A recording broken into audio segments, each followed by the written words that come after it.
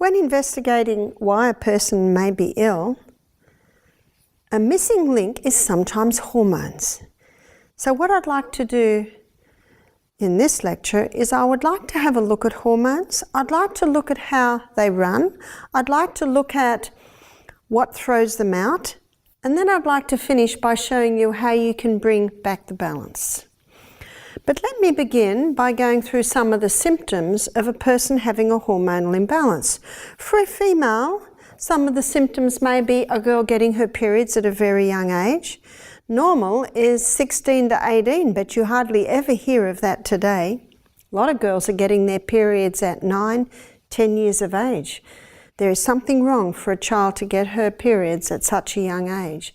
Another symptom of a girl having a hormonal imbalance is very heavy periods, very painful periods.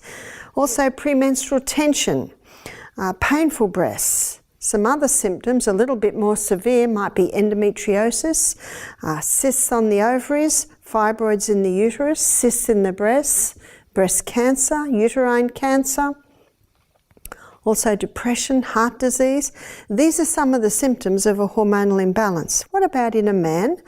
In a man, a hormonal imbalance can be exhibited by low sperm count, also inability to hold an erection, often called PD, penile dysfunction.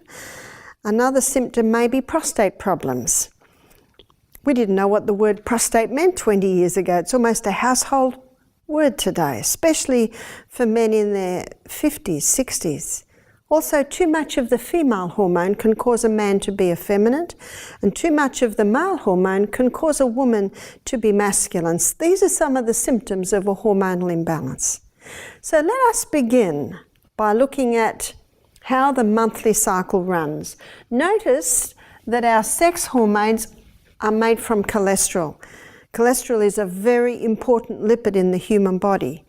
In this series, we're going to do a presentation on heart health where I will explore how important cholesterol is in more detail.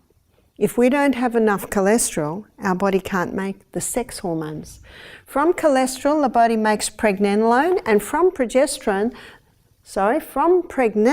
the body makes progesterone. Progesterone is a key hormone because from progesterone, estrogen is made, from progesterone, testosterone is made, and from progesterone, the adrenal hormones are made. Basically, your fight and your flight, your stress hormones. So I'm going to present this balance or this monthly cycle like a dance, and it is like a dance. Different players come onto the stage at different times of the month. Progesterone in this dance is going to be wearing a green dress, and progesterone's nickname is happy hormone. So as you can see, this is pretty important. There's the old saying, happy wife, happy life. There are a lot of unhappy homes because of the woman having a hormonal imbalance. The other player in the dance is estrogen. And estrogen is going to be wearing a red dress, and estrogen's role in the body is that of a cell proliferator. Basically, cell proliferator means causes massive cell growth. And that is what causes the skinny young girl to develop into a beautiful, shapely woman. But if estrogen levels remain too high, then the beautiful, shapely woman can get out of shape the other way. I liken estrogen to water and fire, good slave, bad master. Of the 28-day cycle, the first week is when a woman is menstruating. So day 1 is when a woman's menstruation begins. Day 1 of the monthly cycle, estrogen levels are low, or backstage, so to speak, in the dance of the hormones. Progesterone is also backstage. But by day 7, estrogen levels are rising. And by day 11, estrogen levels are quite high. So estrogen at this stage is the star player in the dance of the hormones. Let's go to the stage where the dance is played out, which is the reproductive organs of a woman's body. This is the uterus. These are the fallopian tubes. They're the ovaries. That is the cervix. And this is the birth canal. So at this time of the month, estrogen is causing massive cell growth in the lining of the uterus, causing the blood nest to develop. Estrogen is also causing massive cell growth in the ovaries, causing egg to develop. Estrogen is also causing a form of lubricant to be released in the birth canal. By day 14, a fully developed egg bursts forth from the ovaries. The little filaments on the end of the fallopian tube pull up the ovary into the fallopian tubes, and the fallopian tubes are ever moving along like this, causing the egg to move up, up, up into the fallopian tubes further along. Where the egg bursts forth, a blister is developed, and this blister is called the corpus luteum. I've written it in green because it is the main site of progesterone production in a woman's body. Can you see the importance of a woman ovulating? Because when a woman releases the egg every month, then corpus luteum is made, and corpus luteum, being the main site of progesterone production in a woman's body, maintains her progesterone levels. Progesterone is the precursor for the other hormones, so it's very important to maintain proper progesterone levels. So with the production of corpus luteum, estrogen levels drop and progesterone levels rise. You see, there's no need for estrogen anymore. We've got our blood nest, we've got the egg, and we've got the lubricant in the birth canal. So with the rise of progesterone in the dance of the hormones, what effect does progesterone have? Progesterone has a ripening effect on the lining of the uterus, putting the finishing touches. It's the plasterers and the painters. Progesterone also heightens a woman's mood at this time of the month, being the happy hormone, to the point of increasing her sexual desire at this time of the month. But progesterone has another effect, and that is on the cervix. Let me magnify the cervix to show you what's happening. This is what the cervix usually looks like. There are two lips with a mucus plug. Under the effect of progesterone, the plug goes and the lips come up a little tighter, and a special form of lubricant is released around the cervix. Now, this lubricant is designed specifically to facilitate the entry of sperm up into the uterus. So you can see that the stage is set for the entry of man. Did you know that between 200 and 500 million sperm are released with one ejaculation? That's incredible, isn't it? Let me show you why. Sometimes up to half come back out. If the sperm meet this cervix, very difficult to gain entry. If the sperm meet this cervix, when it hits the lubricant, it literally grabs the sperm and shoots it up into the uterus. And these sperm have got a long journey. They've got a long way to go. And some of them go down the wrong road. There's no road map here. And some of them go down the right road, and aha, they've found their prize, which of course is the egg. I saw a photograph at a seminar one day of 15 sperm all trying to gain entry into one egg, but only one does. Sometimes two do, and that's when the twins share the placenta. But most of the time it is one. Did you know that within a few days there is a division to the first two cells, and the DNA of a new human being is perfectly intact? There's a lot of discussion about when life begins. With that knowledge, when does life begin? It actually begins within days of conception, because that DNA has never been and never will be again. About every 7 days, there's a division to 2 more cells. Little by little, this is happening, giving the union time to keep moving down and nestle into the wall of the uterus. And of course, that's where we all began. Isn't it a miracle that any of us are here? When you consider everything that has to be in the place for the start of a new human being. Again, we're reminded of the Psalm 139, verse 14, I will praise thee, for I am fearfully and wonderfully made. Marvellous are thy works, and that my soul knoweth right well. Science is delving more and more into the intricacies of how the human body works. And the further they explore, the further they discover, the more it is illustrated that it's basically an impossibility for us ever to have evolved.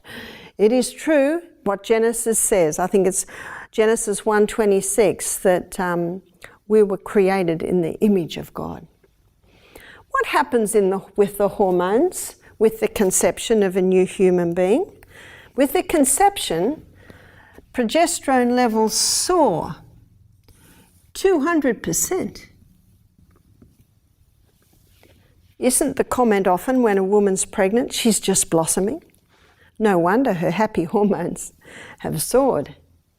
There is only one hormone, progesterone, but with estrogen, it's a family of estrogens. Let me show you.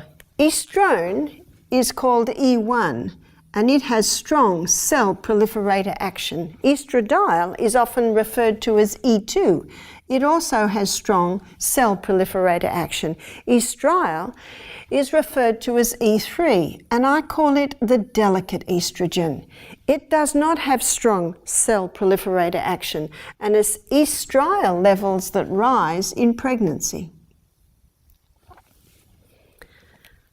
But what happens if there is no conception? If there is no conception, by day 26, progesterone levels drop.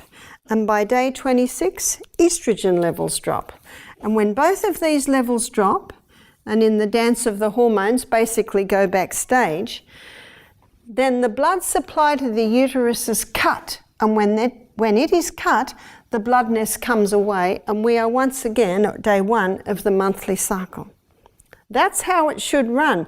Unfortunately, there aren't many cycles that look like that today.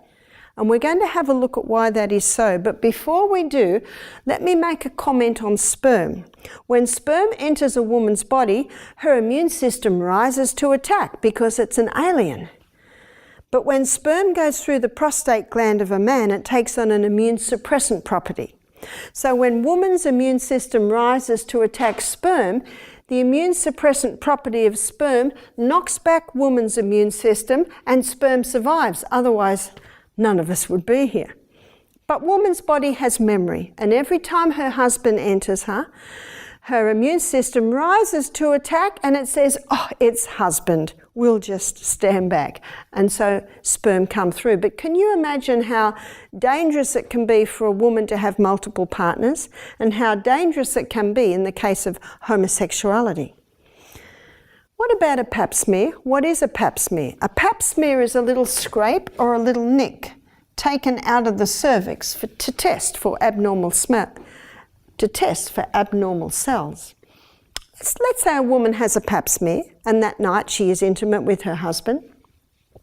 Her immune system was busy healing that little scrape, and in the presence of sperm, the immune system has to stand back. Let's say it happens before she goes to sleep and sperm stays there all night. Her immune system cannot go back to healing the scrape until in the morning gravity causes sperm to come away. Let's say she's a very sexually active woman, and this is happening 2 nights out of 3. 6 months later, she goes back to have another pap smear. They happen to take the scrape on the same site, and the result is abnormal cells. What caused the abnormal cells? Actually, the first pap smear that was never allowed to heal. Women should be told that after a pap smear not to allow sperm to enter for 4 weeks. Would it take 4 weeks?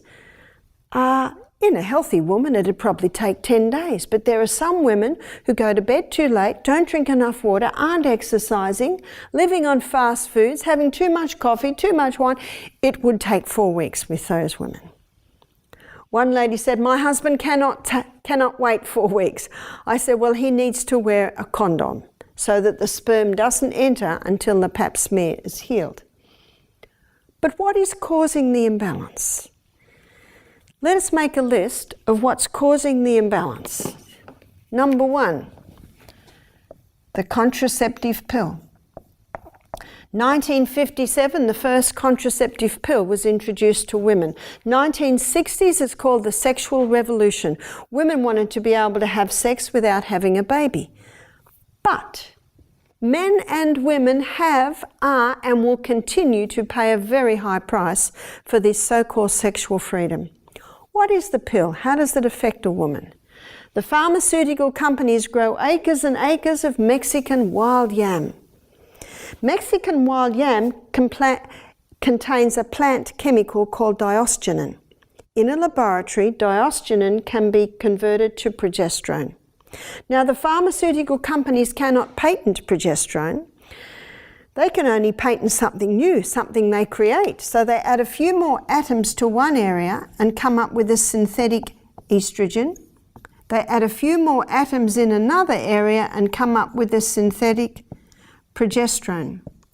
These are the synthetic hormones that are in the pill. And when a woman takes them, they are fed into the biochemical pathway that her body uses to make the hormones. But it causes a disruption and the body says, what's happening? Must be pregnant. So the body stops releasing the egg, and that's why the woman doesn't fall pregnant. For 3 weeks she takes the pill, and for 1 week she takes a sugar pill. And when she takes the sugar pill, the body quickly thinks, oh, mustn't be pregnant now, and so there's a token bleed.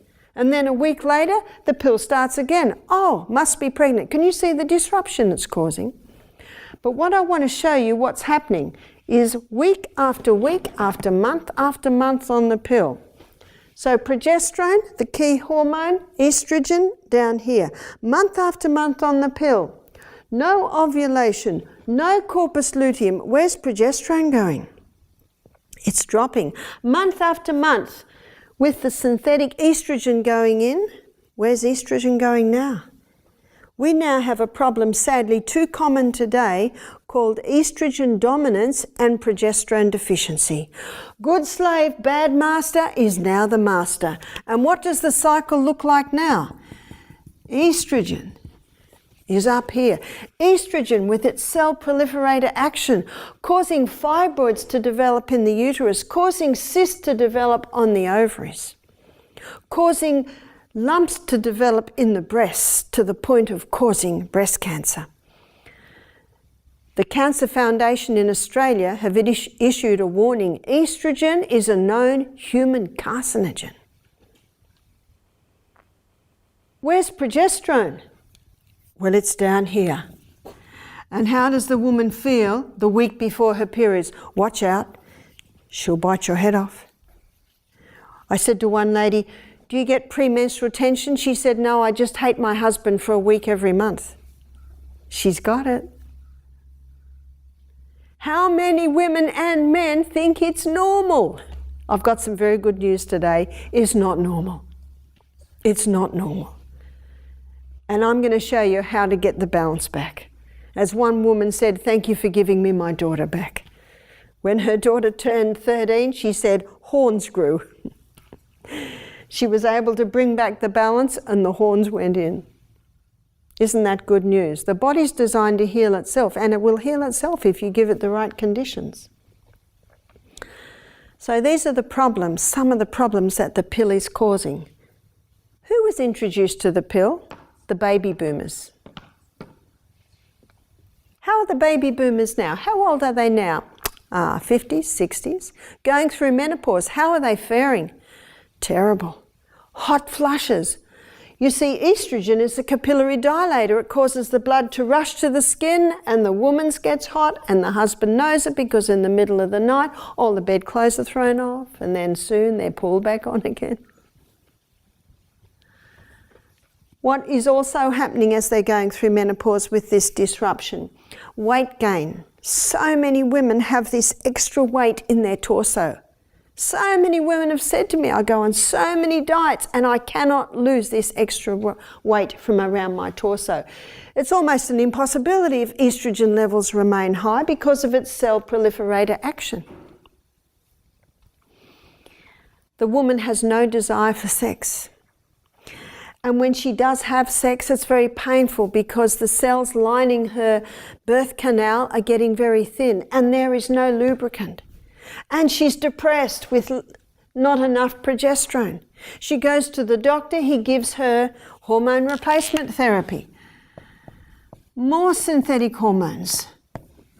Body thinks it's pregnant again, so the flushes stop, and the woman's very happy. One woman said, I'm a CEO of a big company. She said, I'm in the middle of meetings. All of a sudden, I'm getting hot flushes. I'm dripping perspiration. I've got a fan. She said, I can barely function. She said, I started taking HRT, hormone replacement therapy. Oh, she said, it was wonderful. I no more had these flushes. But the hormone replacement therapy, that's all it does, stop the flushes. Body thinks must be pregnant. So instead of putting the energies to the skin, it goes into the breasts, into the uterus. 6 years later, the lady goes to the doctor with a lump in her breast. She has breast cancer. That's all HRT does, is stop the flushes. It doesn't do anything about the weight gain, doesn't do anything about the desire or the discomfort with sex, doesn't do anything about the mood.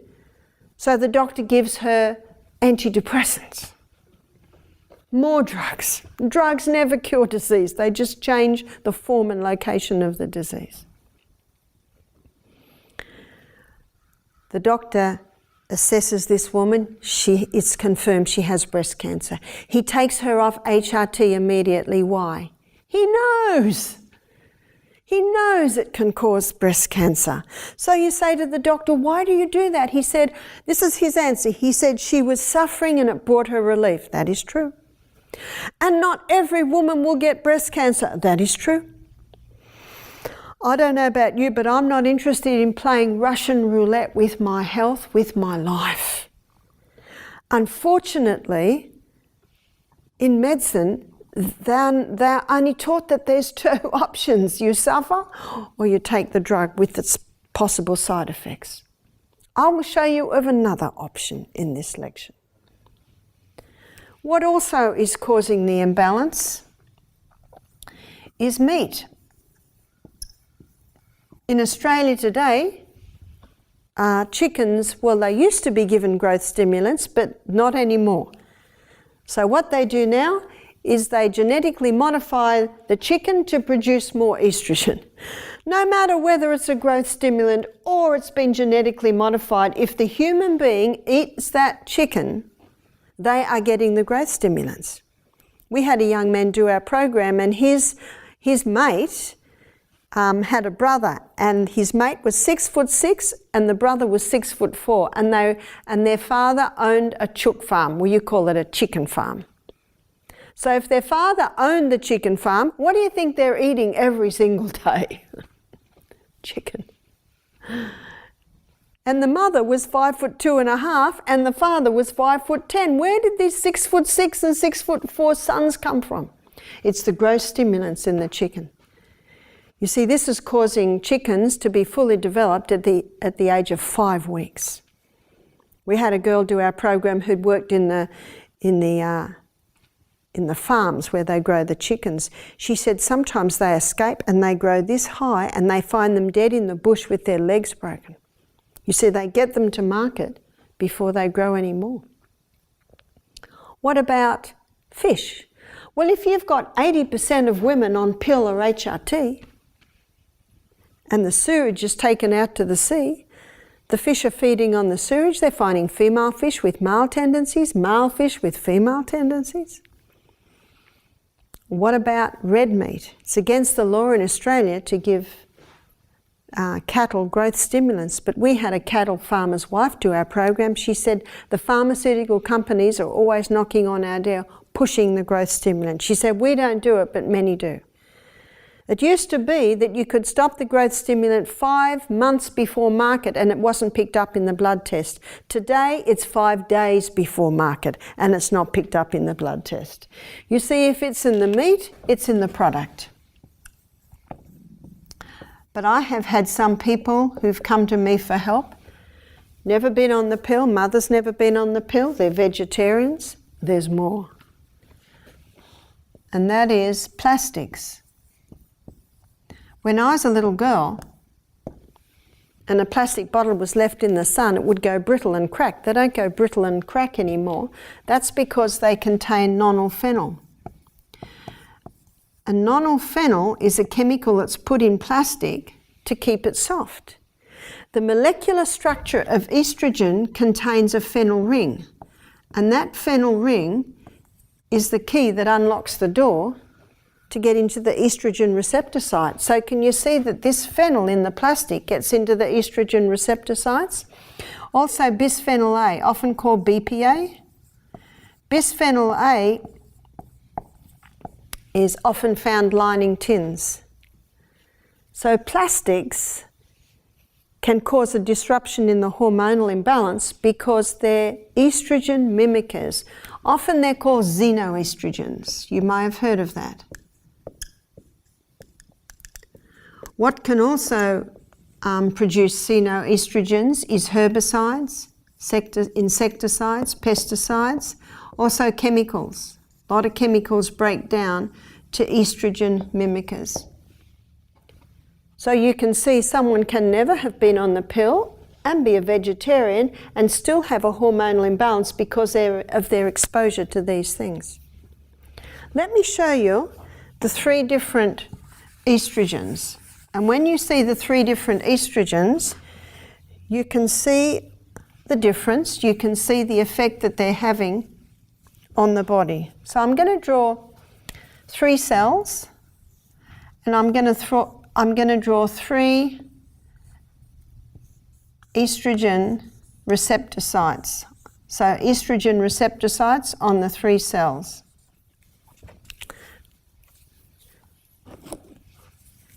So this one here is going to be the xenoestrogen, and xenoestrogens are 20,000 times stronger than human estrogens. So they're big. So they're about like this. They're very big. Your human estrogen is 20,000 times stronger than plant. So how big is the human estrogen? It just sits in, perfectly sits in. Well, what about plant?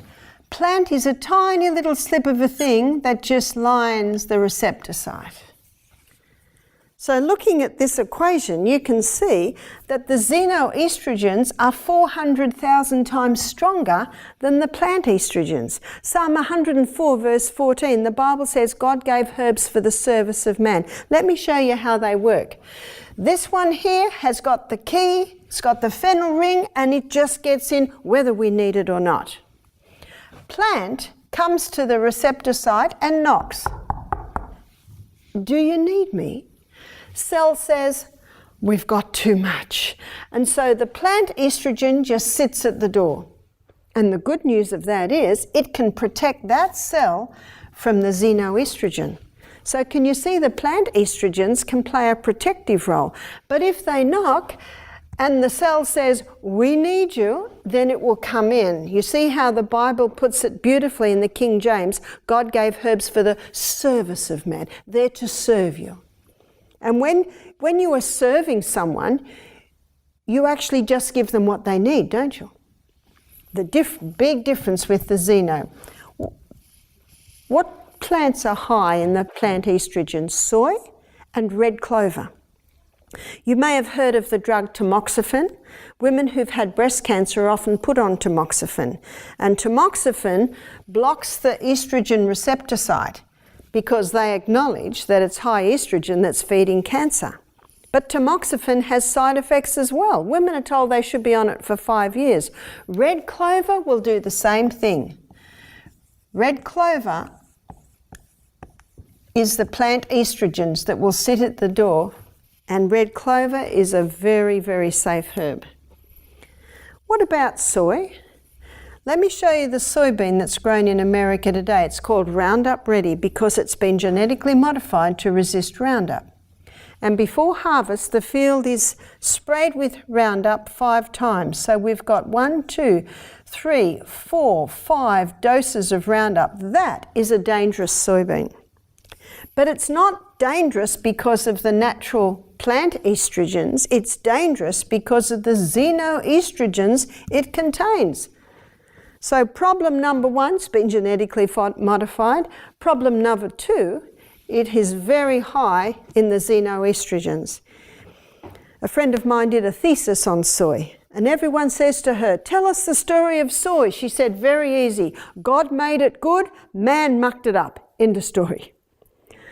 It's a pity to throw the soybean out because it is very high in anti-cancer properties, and it has the natural plant estrogens that balance the estrogen levels in the body, that protect the cell against the harmful estrogens.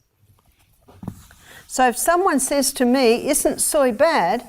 My response to that is, what soy are you talking about? If you can get organically grown, non-GMO soy, that is the soy that can protect the cell, and that is the soy that will not cause a problem. So as you can see by my illustration, it's actually not the soybean, it's what they've done to the soybean. So how can we bring back the balance? Let's make a list. Number 1, eliminate. If you don't turn the tap off, you're still going to be mopping up in the other corner. Eliminate the pill. Eliminate HRT. So how are we going to stop having babies turning up all the time? There are 3 signs that a woman's body will give her that she is ovulating. Sex is 2-part, contraception should be 2-part. The woman's role, I believe, is to know when she's ovulating so she can say to her husband, I am safe or I am not safe. His role is to wear a condom or to master the art of withdrawal in that week when she is not safe. So let me show you the 3 signs. One sign is her temperature changes. A woman should take her temperature before she gets out of bed every morning, and she will find that it will do this. It'll drop and go up onto a higher plane. Now, when her temperature drops and goes up onto a higher plane, that is an indicator that she has begun to ovulate. And most women will ovulate around day 14 of the cycle. Taking the temperature allows a woman to define it. It might be day 13, it might be day 15. The second change that she will observe is her vaginal mucus changes. So when estrogen levels are high, it's more thick and white colour. When progesterone levels are high, it's a lot stringier and clear. Now, at first, a woman has nothing to compare it with. And so I suggest she make a chart, and every single day she test it and then monitor it. The third sign is that the cervix changes. So that's as simple as testing the cervix every day and monitoring it. And as the months go by, she will start to see the pattern. HRT, the list that I give you here will show how a woman can balance her hormones and reduce the flushes without having to go to the dangerous drugs. Eliminate meat and its products. If people say to me, but I love meat, I say, well, it's got to be a very small part and it must be organic. But myself, I choose to be a vegetarian. Plastic, I think it's impossible to eliminate plastic. It's very handy. But be mindful of your exposure. Heating plastic's one of the worst. So putting hot soup into a plastic takeaway container, leaving plastic drink bottles in the car. You can get plastic bottles that are BPA free. They're quite safe. So just be mindful of your plastic exposure. Be mindful of the fabric that is touching your skin. There are 3 fabrics that are basically made out of plastic: polyester, acrylic and nylon. So try and buy especially the clothes that are touching your torso, your underwear. Try and go for your cottons, your silks, your bamboo. There's lots of fabrics today. Some are made out of wood pulp, viscose and tencel and rayon, and also modal. They are all made out of wood pulp. Go organic as much as possible. Try and grow your own. Get the chemicals out of your home. Start cleaning with sodium bicarbonate and vinegar and scrubbing brushes. And try and again go organic. So that's how you can eliminate. Number 2, the liver has the ability to detoxify us from environmental poisons. And it'll take the estrogen, particularly what we're talking about now, is down one of 2 pathways. If it goes down the hydroxy 2 pathway, it basically eliminates it out of the body. If it goes down the hydroxy 16 pathway, it comes back in 100 times worse. So we don't want that one. I'm going to explain it as highway 2 and highway 16. So to stimulate highway 2, vitamin B, 6, B9 and B12. The highest B vitamins source in the food would be your raw nuts and seeds. But if someone's got a hormonal imbalance, they initially may need to take a supplement. Also the cabbage family. The cabbage family contain a plant chemical called indoles, and indoles stimulate highway 2 and discourage highway 16. Also flaxseed. Flaxseed contains lignans, and these lignans, like the indoles, encourage highway 2 and discourage highway 16. And also licorice, the herb licorice. If you have high blood pressure, forget the licorice because it can pep the blood pressure up a little bit more.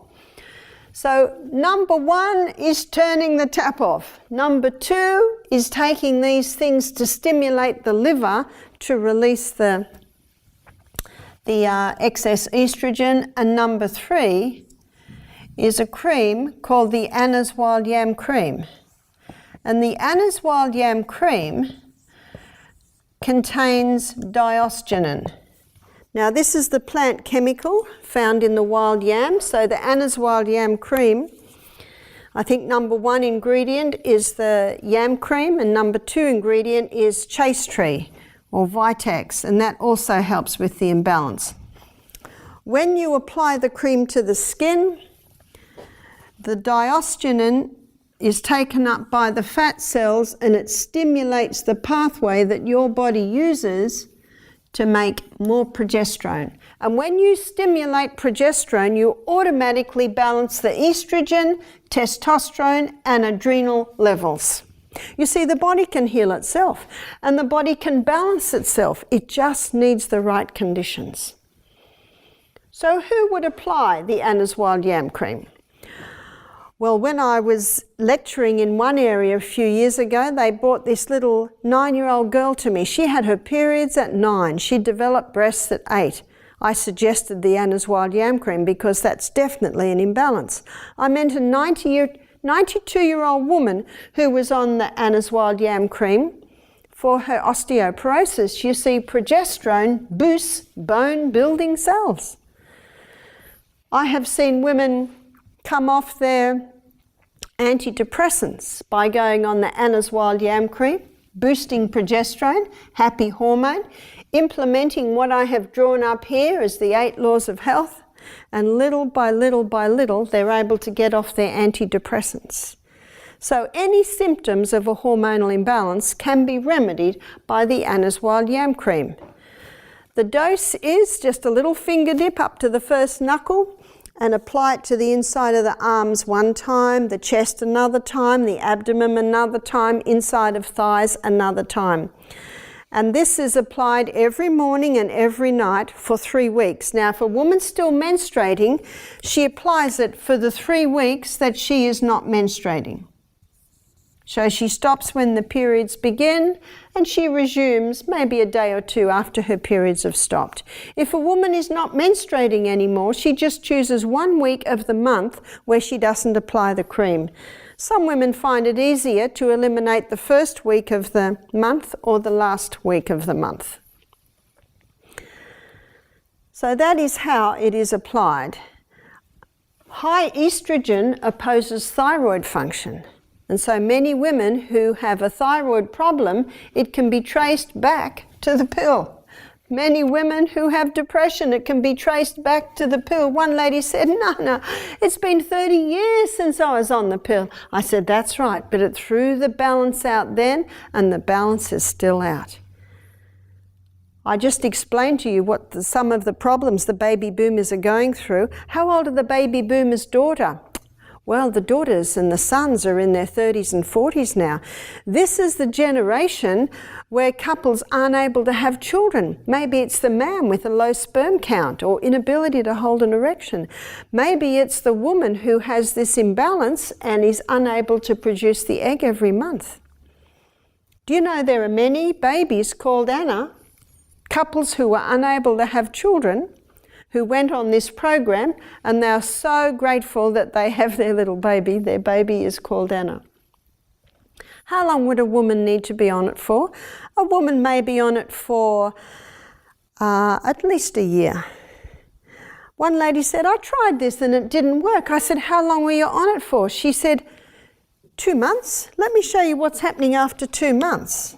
So we've got the imbalance. The estrogen dominance, the progesterone deficiency. After 2 months, we're about here.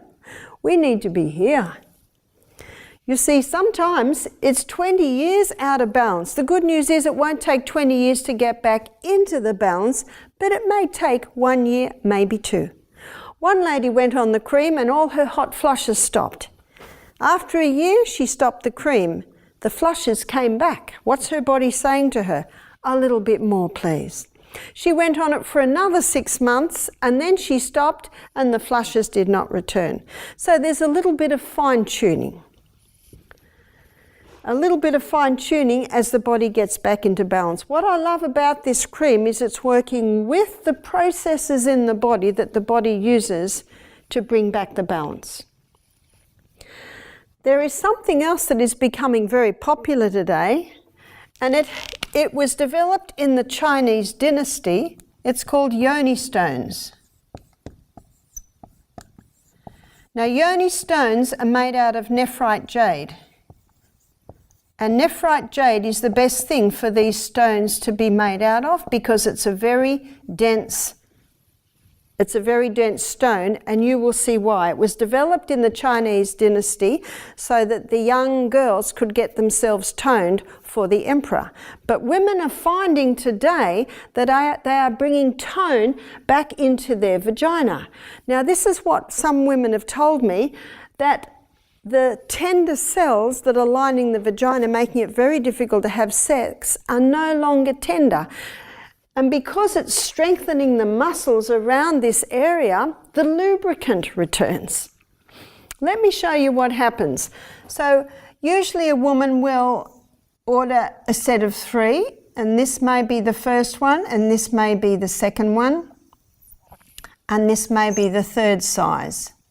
And there are little holes here that something like dental floss can be put in.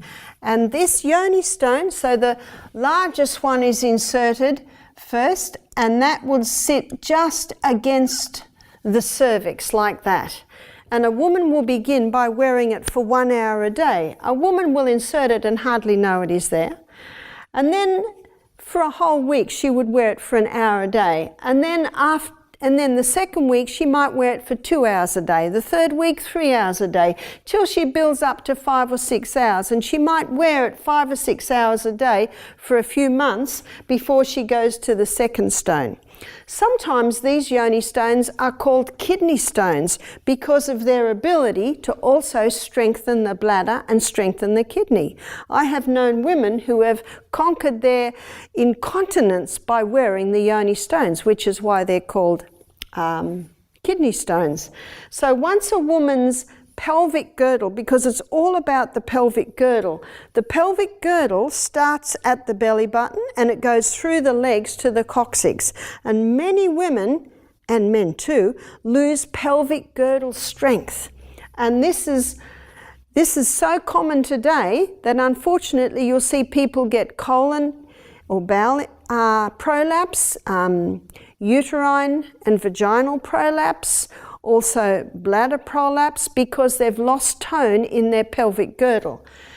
Now these yoni stones, because of the muscles having to hold that, it starts to strengthen the muscles. Let me give you some feedback that I've been getting. One woman, almost 40, she gave birth to twins, and ever since the birth of her twins, every time she laughs, every time she coughs, every time she has any activity like that, she's a little bit incontinent, and she could never go on a trampoline or she'd be a little incontinent. And she started to wear the yoni stones, and I think she told me after 3 months she could cough and laugh and no more incontinence, which is an illustration of why they're often called kidney stones. It's just a device to strengthen those muscles, to strengthen the pelvic girdle. She told me too that a few years ago she fell on her coccyx. With chiropractic work she was able to manage it, but she always had a dull pain. 3 months after wearing the yoni stone, she had no more pain in her lower back. Another woman in her 50s, she said to me, I thought my sex life was over. It was just so painful and no lubricant. She said 5 months after wearing the yoni stones, and of course after 5 months she's still on the larger one, she said, I have no more pain, and she said it's been a wonderful surprise to my husband and I that the lubricant has returned. It appears once the muscles get strong, then the glands that are releasing the lubricant basically are revived. Can you see why they're becoming popular? And you can put yoni stones. Yoni is European for vagina. You can put yoni stones in. You will find some cheaper brands, but the best are the nephrite jade because it's a very dense stone. And as you can imagine, it needs to be dense so that there's no little crevices where microbes might try and develop in that warm environment. What I'm also finding is that men are being helped with the Anna's Wild Yam Cream. Anna's Wild Yam Cream also make a man one now. And this is some of the feedback I'm getting. One man said, excuse the French, but this cream has just put lead in my pencil. In other words, this man who's in his late 50s, he said, I'm now able to perform sexually. So it's helping the penile dysfunction. Another man, he had prostate cancer, and he was taking a 3-monthly injection to get his testosterone levels down. So he made a decision to stop the 3-monthly injection because he was developing breasts in his late 60s and getting hot flushes from the injection. So what he did, and this is number 4 on balancing the hormones, it's the 8 laws of health. So what this man did is he made sure that he'd exercised every day, getting fresh air, had some sunshine every day. He made a decision to stop eating sugar and to stop coffee. He also started to go to bed early. He started to eat a plant-based diet. He started to drink more water. He started to read his Bible. His wife emailed me 10 months later. She said, the breasts have gone down, the flushes have stopped, and his testosterones are the best they have been for years. What an amazing body we live in, with an incredible ability to heal itself if you give it the right conditions. That's why you're the doctor. If it works, do it. If it's not working, be patient. In fact, in page 127 of the Ministry of Healing, she says, nature's process of healing and upbuilding is gradual, and to the impatient it seems slow. But in the end, it will be found that nature untrammeled does her work wisely and well. And also in Galatians 6 verse 9, let us not be weary in well-doing, because in due season we will reap if we faint not. And then in Hebrews 10:35 it says, cast not away therefore thy confidence, in the which is great recompense of reward, for ye have need of patience, in that after you have done the will of God, you might receive the promise. God wants us to be healed. God wants us to get the most out of our bodies, and unfortunately many aren't. And as I'm sure you have seen by my illustration in this lecture, sometimes the imbalance of the hormone is the missing link. And how nice to know that when we give the body the right conditions, it will start to balance. So this herb that God put in the wild yam, you can buy now in a cream to apply it to your skin, and the yoni stones that were developed in the Chinese dynasty to help with the young women getting themselves toned for the emperor are now being used to bring strength, balance and enjoyment back into many couples' married life.